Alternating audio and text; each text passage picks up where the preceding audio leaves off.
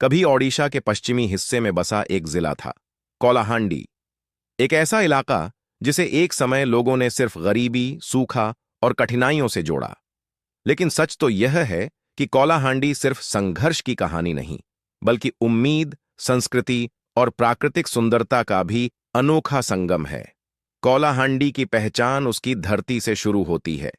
यहाँ की मिट्टी कभी सूखी पड़ी रहती थी, लेकिन जब बारिश आती तो यही मिट्टी सोना उगल देती है। लोग कहते हैं कि यहाँ की जमीन में मेहनत का रंग बसता है। जितनी मेहनत करोगे उतना फल मिलेगा। ये बात किसान अच्छी तरह जानते हैं। कोलाहांडी की संस्कृति बेहद रंगीन है। यहाँ की जनजातियां कोंध, प्रजा, भूइयां और कई अन्य आज भी अपनी परंपराओं को दिल से निभाती हैं। उनके नाच गाने, उनके त्योहार और उनके पहनावे, सब में प्रकृति की झलक मिलती है। यहाँ का मशहूर घुमरा नृत्य ऐसा है कि ढोल की आवाज सुनते ही पूरा गांव एक साथ झूम उठता है। यहाँ की खूबसूरती का जिक्र किए बिना कहानी अधूरी है। कोलाहांडी का फूलझर जलप्रपात, फतरा जलप्रपात और रेत नदी जैसी जगहें किसी भी पर्यटक को मंत्रमुग्ध कर देती हैं। हरी भरी पहाड़ियां, बहती नदियां और शांत वातावरण पूरी यात्रा को यादगार बना देते हैं। यहाँ सूर्योदय और सूर्यास्त को देखने का अपना ही अलग आनंद है। कोलाहांडी के लोग बेहद सरल और मेहनती हैं।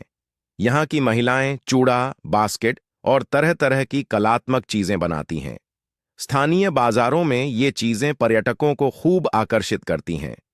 खाने की बात करें तो यहाँ का स्थानीय व्यंजन मंडिया पेय, छनूला और खासकर पोखाला लोगों को खूब पसंद आता है।